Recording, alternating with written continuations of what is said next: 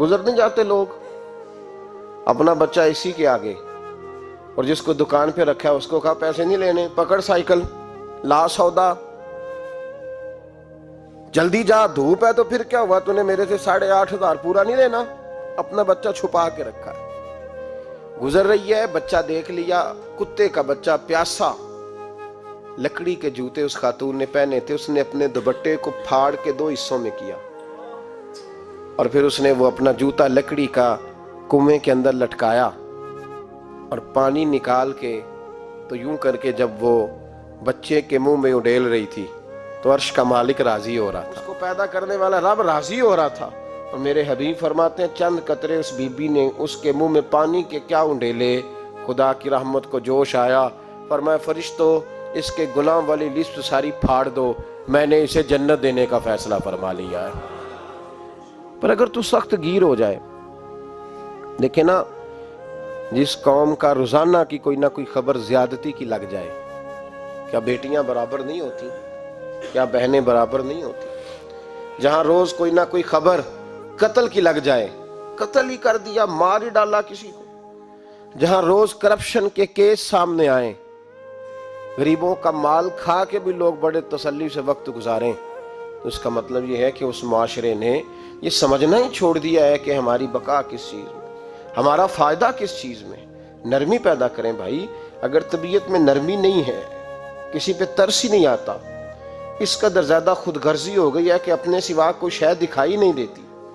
یاد رکھیں، جو چاہتا ہے میرے بچے سکھی رہیں وہ غریبوں کے بچوں سے پیار کرے، جو چاہتا ہے میرے گھر کے اندر روشنی رہے وہ کسی غریب کے گھر میں روشنی جلانے کی کوشش کرے، جو چاہتا ہے میرے لیے لوگ رحمت اور کرم کے جذبات رکھیں وہ دوسروں کے حق میں نرمی اختیار کرے۔ ہمارے مزاجوں کی سختی، ہماری طبیعتوں کا کورا پن، اور ہمارے مزاج کے اندر جو سوائے اپنی ذات کے ہم نے سوچنا ہی چھوڑ دیا ہے، اس نے معاشرے کو گھٹن کا شکار کر دیا، اس نے بھائی کا بھی بھائی سے رشتہ لالچ کا بنا دیا۔ زمانہ کسی سے سلام بھی لیتا ہے تو پہلے سوچتا ہے میرا یہ فائدہ کیا کر سکتا ہے، کہاں کر کے یہ میرے کام آ سکتا ہے۔ یہ وہ والا معاشرہ نہیں جس کو میرے نبی پاک علیہ السلام نے تربیت فرمایا ہے۔ اس لیے پلٹ کر دیکھیں حضور ہماری کہاں تربیت کر رہے ہیں، ان چیزوں پر غور فرمائیں۔ نبی کریم سید عالم نور مجسم صلی اللہ تعالی علیہ وسلم کسی کو روتا دیکھ کے رو پڑتے تھے، کسی کو روتا دیکھ۔ حضرت ابوبکر صدیق رضی اللہ تعالیٰ عنہ ارشاد فرماتے ہیں میں حضور کے ساتھ تھا، ایک میدان سے ہم گزر رہے تھے تو ساتھ ہی ایک باغ تھا، وہاں بڑا رش تھا، لوگ بڑے اکٹھے تھے، بہت سارے لوگ جمع تھے۔ تو نبی پاک صلی اللہ علیہ وسلم نے فرمایا ابو بکر پتہ کرو کیا ہوا۔ جناب صدیق اکبر رضی اللہ تعالیٰ عنہ تشریف لائے اور واپس جا کے عرض کرنے لگے یا رسول اللہ صلی اللہ تعالیٰ علیہ وسلم، ایک اونٹ پاگل ہو گیا، لوگوں کو کاٹ رہا ہے، لوگ اس کو گرفتار کرنے کی کوشش کر رہے ہیں، کسی کے ہاتھ میں ڈنڈا ہے، کسی کے ہاتھ میں رسا ہے، کسی کے ہاتھ میں نیزہ ہے، قابو نہیں آ رہا۔ نبی پاک صلی اللہ علیہ وسلم نے فرمایا چلو میں چلتا ہوں۔ حضرت صدیق اکبر عرض کرنے لگے یا رسول اللہ صلی اللہ علیہ وسلم، وہ پاگل ہو گیا، وہ کاٹتا پھر رہا ہے، آپ مہربانی کریں، وہ تکلیف دے گا۔ فرمایا ابو بکر مجھے جانے دو۔ جناب صدیق اکبر فرماتے ہیں نبی پاک صلی اللہ علیہ وسلم تشریف لائے اور حضور جیسے ہی کھڑے ہوئے نا، اونٹ حضور کی طرف بھاگا، نبی پاک کی طرف لپکا، وہ میں بھی ڈرنے لگا، جتنے لوگ تھے پریشان ہونے لگے، دوڑا آیا اونٹ، ہم سب پریشان تھے لیکن محبوب کے چہرے پر بڑا ہی اطمینان تھا۔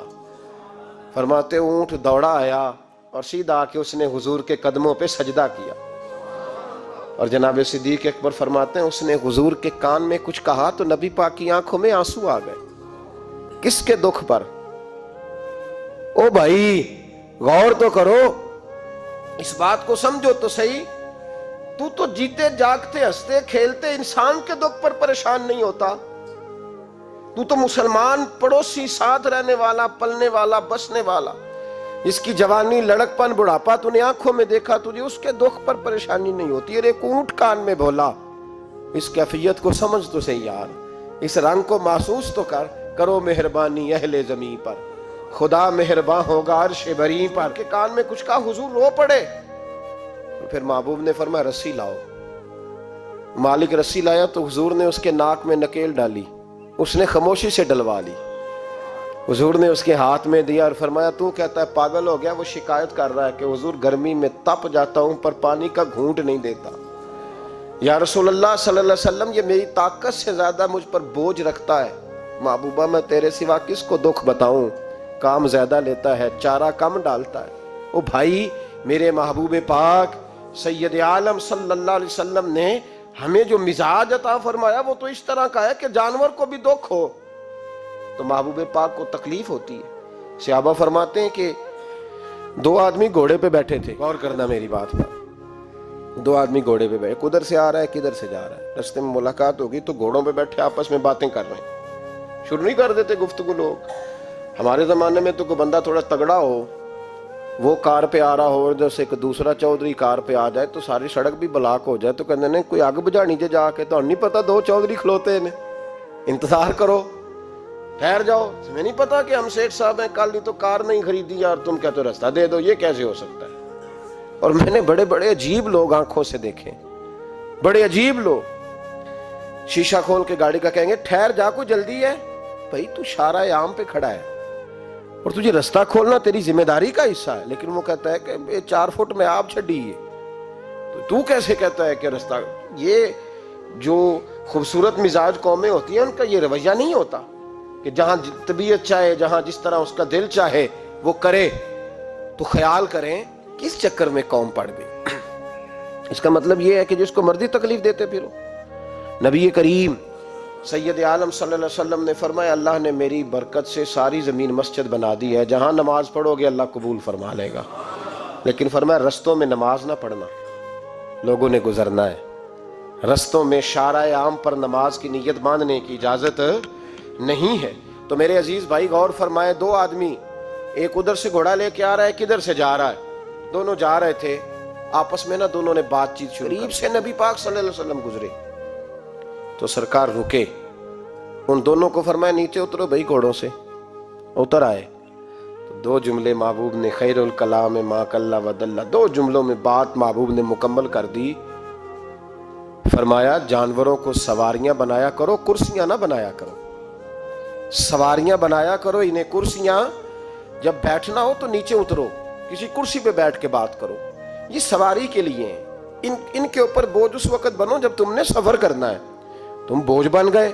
تو جو محبوب سید عالم صلی اللہ علیہ وسلم اتنے جذبات رکھیں کہ کسی آدمی نے جانور کو کھڑا کر کے صرف سواری کر لی, محبوب تو اسے منع فرمائے. اور یہاں ہم جیتے جاگتے لوگوں کا رستہ روکیں, ایمبولنس کو رستہ نہ دیں, ان گاڑیوں کو جو امدادی کاروائیوں کے لیے پہنچ رہی ہیں وہ کہیں کہ صاحب رستہ دینا پسند نہیں کر رہے. تو بھائی رحم اور کرم جن جذبات میں ہوتا ہے, جن سینوں میں ہوتا ہے, ان سینوں کو میرا رب محبوب رکھتا ہے, ان کو پسند کرتا ہے. امام غزالی رحمت اللہ تعالی علیہ طریقت میں, تصوف میں, منطق میں, فلسفے میں, حدیث میں, تفسیر میں, ہر جگہ امت کی رہنمائی کرنے والی شخصیت. امام غزالی رحمت اللہ علیہ وصال کر گئے. ایک آدمی آپ سے بڑی محبت کرتا تھا, وہ کہتا مجھے امام صاحب خواب میں ملے. تو میں نے کہا حضور انتقال کے بعد آپ پہ کیا گزری؟ تو فرمانے لگے میں نے اپنے رب کو بڑا ہی کریم پایا ہے, میں نے اپنے مالک کو بڑا ہی مہربان پایا ہے, وہ بڑا معاف کرنے والا ہے. تو فرمانے لگے میں نے عرض کی کہ حضور آپ نے دین کی نوکری بڑی کی, خدمت بڑی کی, کتابیں لکھی, درس, تدریس, واعظ, نصیحت, تبلیغ, بڑا کچھ کیا, اس سبب سے اللہ نے آپ کو معاف کیا. تو امام غزالی فرمانے لگے نہیں بھائی سبب تو کوئی اور چیز بنی ہے. کب وہ کیا؟ تو امام صاحب فرمانے لگے میں ایک دن تحریر لکھ رہا تھا تو اپنا قلم میں نے سیاہی میں ڈبویا, گرمی بڑی شدید تھی. جب اس قلم کو میں لکھنے کے لیے اٹھا رہا تھا نا تو ایک مکھی آ کے بیٹھ گئی اور وہ سیاہی چوسنے لگی. میرے دل میں خیال آیا بیچاری پیاسی ہے, چلو اچھے طریقے سے چوس لینا, اس کی گرمی تھوڑی ٹھنڈی ہو جائے گی تو میں دوبارہ سے سیاہی لگا لوں گا. فرماتے میں نے اسے وہ موقع دیا, اس نے اچھے طریقے سے اس سیاہی کو پی لیا, وہ تو اڑ گئی, بات ختم ہو گئی, میں بھول گیا, کبھی یاد ہی نہیں آیا. فرماتے ہیں جب میرا حساب ہونے لگا تو مالک کونین نے پوچھا غزالی وہ جو مکھی پہ رحم کیا تھا تو تیرا اس سے کیا لالچ تھا؟ کیا لالچ تھا؟ نہ تو اس کا کوئی ووٹ بینک تھا، نہ تیرے کام آ سکتی تھی، نہ وہ کوئی ڈیوٹی کر سکتی تھی، نہ تیری کوئی وہ تیری تعریف کر سکتی، اس بے زبان سے کیا لالچ تھا؟ کیوں موقع دیا؟ تو امام غزالی فرمانے لگے مولا تیری مخلوق سمجھ کے، اللہ تیری مخلوق سمجھ کے، تو رب کریم نے فرمایا تو میری مخلوق پہ رحم کرے تو میں تیرے اوپر